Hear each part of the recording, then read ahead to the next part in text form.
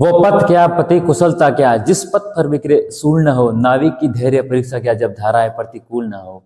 नमस्कार मित्रों, मैं भरत विजल स्वागत करता हूं आप सभी का आधार एकेडमी सांचौर के ऑनलाइन प्लेटफॉर्म पर। तो आशा है आप सभी मस्त होंगे, तंदुरुस्त होंगे। आप सभी अपने एग्जाम के लिए बहुत ही बेहतरीन ढंग से तैयारी कर रहे होंगे और बहुत ही बढ़िया आपकी तैयारी चल रही होगी, ऐसी आशा है। तो आज हम ये वीडियोस लेके आए हैं बीएसटीसी के ऊपर, यानी जो भी बंदा या भी स्टूडेंट अगर बीएसटीसी की तैयारी करना चाह रहा है तो वो जीरो लेवल से तैयारी को किस प्रकार शुरू करे। अगर वो तैयारी कर भी रहा है बीच में तो थोड़ी बहुत भी उसने जीके वगैरह पढ़ लिया है तो भी वो किस प्रकार से तैयारी कर सके ताकि वो अपने बीएसटीसी में अपना सिलेक्शन सुनिश्चित कर सके, इसके बारे में आज हम चर्चा करेंगे। बीएसटी वालों के लिए आज ये वीडियो बहुत ही इंपॉर्टेंट वीडियो है। इसमें हम सभी आपको सभी प्रकार के जो भी फॉर्म डेट क्या है, क्या क्या रणनीति रहेगी, किस प्रकार आपको तैयारी करनी है, कितनी कट ऑफ जाएगी। कट ऑफ का अभी कह नहीं सकते, फिर भी आपको कितने नंबर लाने ताकि आप अपने सिलेक्शन के आसपास पहुंच सको। तो चर्चा कर रहे हैं आज हम बीएसटीसी 2026 के ऊपर। तो आप सभी ने आशा है कि फॉर्म भरा लिया होगा। अगर फॉर्म नहीं भराया है तो ये कोई बात नहीं, आपके लिए 28 फरवरी तक डेट एक्सपेंड की कर दी गई है। यानी आप जो भी स्टूडेंट अगर फॉर्म भराना चाहता है वो 28 फरवरी तक अपना बीएसटीसी के लिए फॉर्म भरा दे ताकि आप यहाँ से आधार अकेडमी से तैयारी करो और अपना सिलेक्शन सुनिश्चित कर सको। तो बीएसटीसी के लिए 28 फरवरी एग्जाम फॉर्म डेट एक्सपेंड की गई, भरा लीजिए। तो अब हम चर्चा करेंगे बीएसटी 2026 की रणनीति, यानी किस प्रकार बीएसटी 2026 में तैयारी करें, किस तरह से करें ताकि आप सिलेक्शन पा सको। हम आपको D2 बताएंगे, आप इस प्रकार तैयारी करो ताकि आपका सिलेक्शन सुनिश्चित हो सके, आपका सिलेक्शन कोई नहीं रोक सकेगा। बस आपको हम कहते हैं वो चीज़ फॉलो कर दो और जो भी हम पढ़ा रहे हैं आपको वो चीज़ पढ़ लो, जो भी कंटेंट प्रोवाइड कर रहे हैं वो, और बाकी आपको जो चीज़ किस प्रकार की तैयारी करनी है, कब कब रिविजन करना है, किस प्रकार करना है, इन सभी के बारे में विस्तृत चर्चा करेंगे ताकि आपकी भी हेल्प हो सके। तो सर्वप्रथम जाने की बीएसटीसी 2026 का फॉर्मेट क्या होता है, एग्जाम किस प्रकार होती है।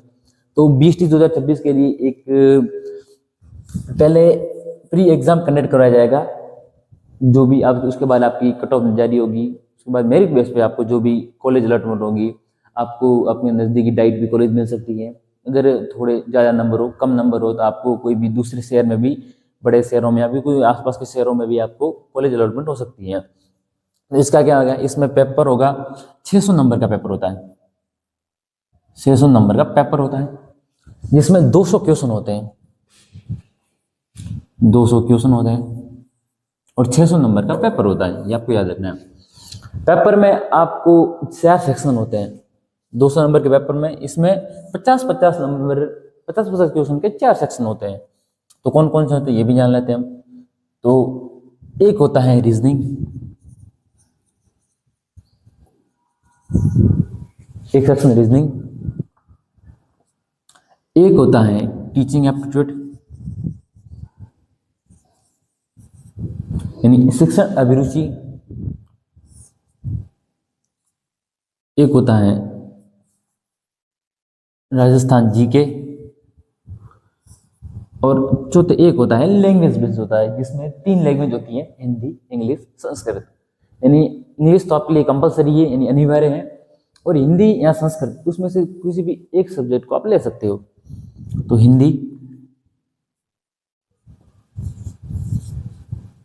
इंग्लिश,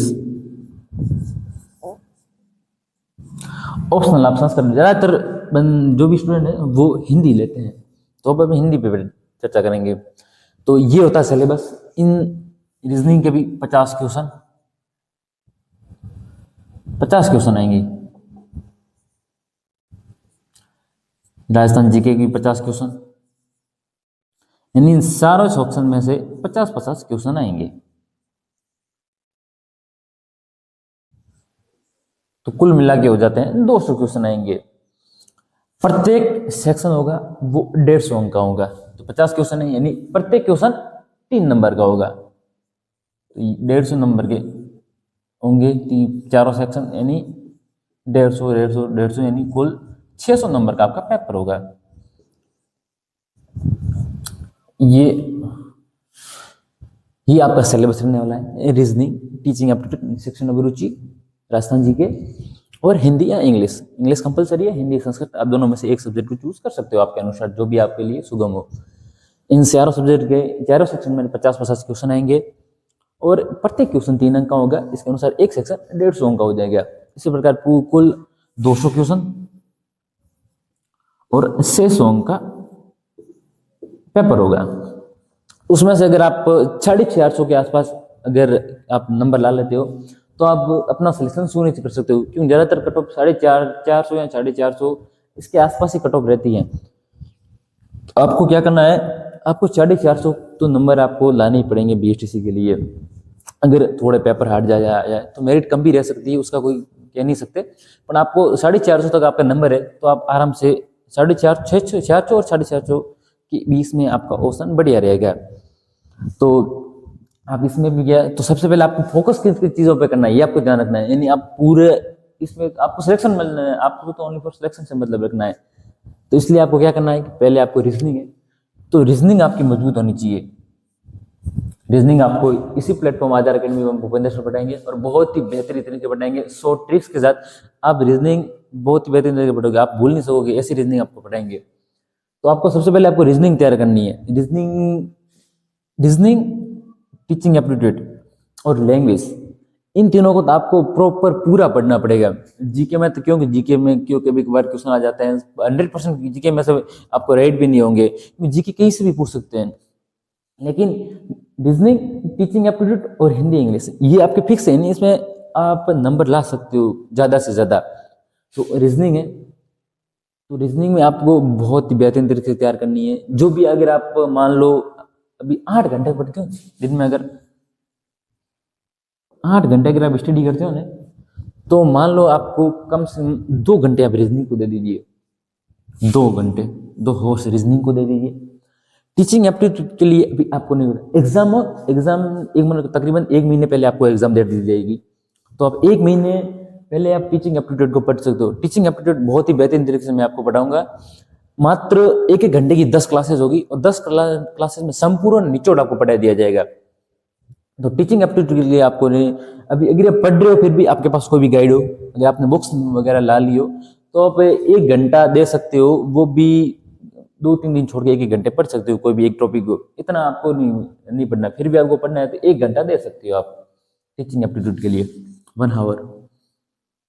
राजस्थान जीके और हिंदी इंग्लिश लैंग्वेज होती है, तो लैंग्वेज के लिए आपको थोड़ा ज़्यादा टाइम देना पड़ेगा, क्योंकि आपको लैंग्वेज, अगर हिंदी तो आप ठीक है पढ़ ले तो फिर भी आपकी होती है। इंग्लिश इनकी इंग्लिश बढ़िया होती है, इनकी हिंदी बढ़िया होती है। जनरली हिंदी बहुत लोगों की बढ़िया हो जाती है, इंग्लिश इतनी नहीं हो पाती, ग्रामर वगैरह जो भी सेक्शन वगैरह। तो आप इंग्लिश के लिए प्रिपरेशन थोड़ा टाइम ज़्यादा दे सकते हो, हिंदी के बजाय इंग्लिश को ज़्यादा टाइम दे सकते हो। तो इसके लिए भी आप मान लो, तो अगर आप हिंदी के लिए पर डे 1 घंटा दोगे ना तो आपके लिए सफिशिएंट है।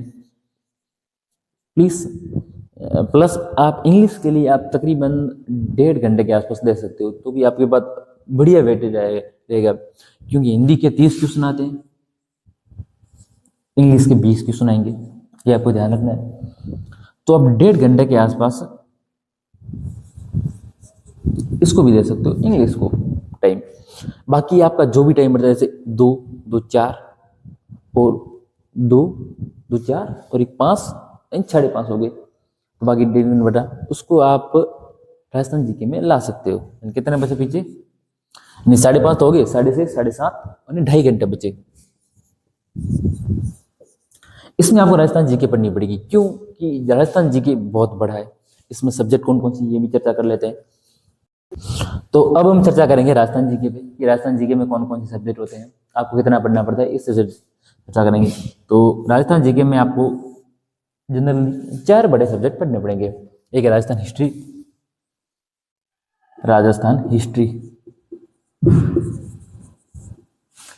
राजस्थान हिस्ट्री बहुत वास्ट है, बहुत बड़ा सब्जेक्ट है।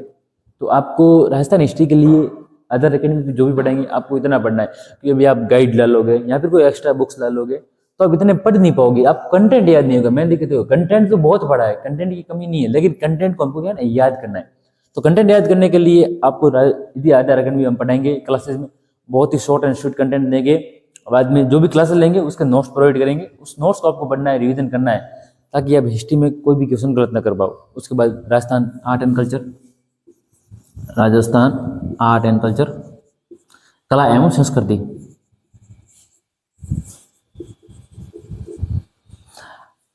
राजस्थान हिस्ट्री और आर्ट एंड कल्चर दोनों ऐसे माने तो हिस्ट्री के पार्ट है, लेकिन ये दोनों अलग अलग सब्जेक्ट मान सकते हो, क्योंकि दोनों ही अपने अंदर बहुत बड़े बड़े सब्जेक्ट है।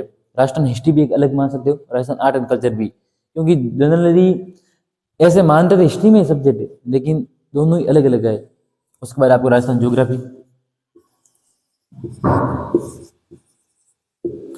राजस्थान भूगोल एक बहुत ही बेहतरीन सब्जेक्ट है, जिसमें आप ज़्यादा से ज़्यादा क्वेश्चन राइट कर सकते हो। अगर जनरली अगर आपको 50 क्वेश्चन में से 12 क्वेश्चन के आसपास राजस्थान ज्योग्राफी के आगे, तो जनरली आप उसमें 10 से 11 क्वेश्चन राइट कर सकते हो, क्योंकि इतना बड़ा भी नहीं पूछना है कि वर्तमान में आप देख लो आरपीएससी या आरएसबी, इन दोनों के पैटर्न देख लो, राजस्थान जी की बहुत ही लेंदी पूछ रहे हैं। तो आपको इतना नहीं पढ़ना है, क्योंकि बीएचसी एग्जाम इतना लेंदी जिसमें पूछेगा नहीं। जो भी 12th पास आउट जो भी स्टूडेंट हैं उनके लिए इतना लेंदी पढ़ना, अगर लेंदी क्वेश्चन दे दिए तो वो सोल्व नहीं कर पाएंगे, इसलिए आपको इतना लेंदी नहीं पढ़ना है, शॉर्ट एंड स्वीट पढ़ेंगे। तो आपको राजस्थान ज्योग्राफी तो आपको जनरली बहुत ही बढ़िया तैयार करना पड़ेगा, क्योंकि राजस्थान जो भी जीके है, जीके में आपको ये ऊपर ले जा सकता है। उसके बाद एक राजस्थान पॉलिटी, अगर 50 क्वेश्चन आते हैं तो जनरली मान लो 12 क्वेश्चन, जो भी 13 क्वेश्चन, ऐसे कुछ मान लो कि 50 क्वेश्चन आएंगे इन सब्जेक्ट के। तो मेन चीज आपको इसमें फोकस करना है राजस्थान ज्योग्राफी पे और राजस्थान आर्ट एंड कल्चर पे। इन दोनों को तो आपको जनरली बहुत ही बढ़िया तरीके से तैयार करना है, क्योंकि राजस्थान पॉलिटी का वर्तमान आरपीएससी और आरएसबी बहुत हाई लेवल का पूछ रहे हैं, तो क्या पता इसमें भी कभी कभार पूछ भी ले राजस्थान पॉलिटी। राजस्थान पॉलिटी इतनी बड़ी भी नहीं है, अगर आप बीएससी के अनुसार पढ़ेंगे तो मात्र 20 या 25 पेज में कंप्लीट हो जाएगी हैंड रिटन नोट्स में, तो इतनी बड़ी भी नहीं है। और राजस्थान ज्योग्राफी और राजस्थान आर्ट पॉलिटी ये दोनों मैं आपको पढ़ाऊंगा। राजस्थान हिस्ट्री आपको भूपेंद्र देवासी से पढ़ाएंगे, और राजस्थान आर्ट एंड कल्चर आपको आकाश गर्ग से पढ़ाएंगे, बहुत ही बेहतरीन से पढ़ाएंगे, आपको ट्रिक्स के साथ याद कराएंगे। उसके बाद हम चलते हैं हिंदी पर। तो हिंदी में अगर आप कोई भी गाइड पढ़ रहे हो तो हिंदी के लिए आप गाइड मत पढ़ो, हिंदी के लिए आपको क्या करना है, ग्रामर पढ़ेंगे हम, जो भी आपको वो आपको पढ़नी है। और उसके बाद एक बुक चलती है 9 से 12 तक, 9 से 12 तक बुक चलती है हिंदी व्याकरण, हिंदी व्याकरण।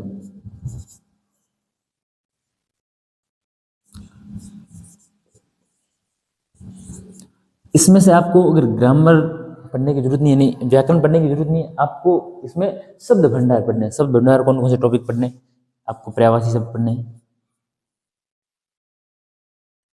जनरली ये भी हम आपको पढ़ाएंगे तो, लेकिन क्या कि पढ़ाएंगे कितने पढ़ाएंगे, क्योंकि ये बहुत ज्यादा है, इसलिए आपको बुक्स इन शब्द भंडार के लिए बुक्स पढ़नी है, व्याकरण के लिए आपको बुक्स नहीं पढ़नी है। विलोम शब्द, विलोम शब्द, शब्द शुद्धि,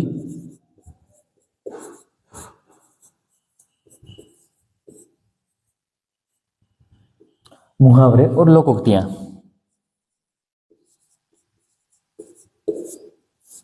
मुहावरे, लोकोक्तियां,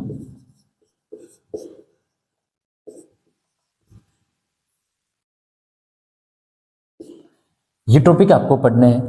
बाकी जो भी टॉपिक होंगे हिंदी के वो आपको यहाँ पे पढ़ा देंगे। तो आपको क्या करना है कि मेन से आपको निरंतरता रखनी है पढ़ने में, क्योंकि अगर मान लो कोई भी 12 घंटे पढ़ रहा है लेकिन उसकी निरंतरता नहीं है, कंसिस्टेंसी नहीं है, और कोई 6 घंटे पढ़ रहा है लेकिन उसकी निरंतरता है, कंसिस्टेंसी है, तो वो अपना सिलेक्शन सुनिश्चित कर सकते हैं। तो अभी आपको एग्जाम तक आपको निरंतर पढ़ना ही है, तब तक आप एग्जाम दो, तब आप निरंतर पढ़ते रहोगे तो आप अपना सिलेक्शन सुनिश्चित कर सकते हो। तो पहली चीज याद रखो, आपको कंसिस्टेंसी के साथ पढ़ना है। अगर आप 6 घंटे पढ़ रहे हो तो आपको डेढ़ घंटा रीजनिंग के लिए, डेढ़ घंटा हिंदी ग्रामर के लिए, और बाकी 3 घंटे या 2 घंटे आसपास ऐसे में आप इसे मैनेज कर सकते हो। तो इतने आपको 6 घंटे पढ़ रहे हो तो भी आपके लिए ठीक है, 8 घंटे पढ़ रहे हो तो भी ठीक है, लेकिन आपको मेन आपको क्या करना है कि आपको कंसिस्टेंसी यानी निरंतरता रखनी पड़ेगी, ताकि आप अपने सिलेक्शन तक आराम से पहुंच सके। तो बाकी जो भी आपकी दिक्कत हो, किसी प्रकार की बीएससी 2026 के बारे में, आपको किस प्रकार तैयारी की जाए, कौन कौन से सब्जेक्ट को ज़्यादा फोकस की जाए, इन सब के ऊपर आज हमने चर्चा के लिए। फिर भी आपको कोई भी दिक्कत हो किसी भी टॉपिक्स के बारे में तो आप हमें कमेंट बॉक्स में आप टाइप कर सकते हो, ताकि हम आपकी जो भी समस्या होगी आपका समाधान करेंगे। इसी के साथ एक कल नए बेहतरीन वीडियो के साथ धन्यवाद।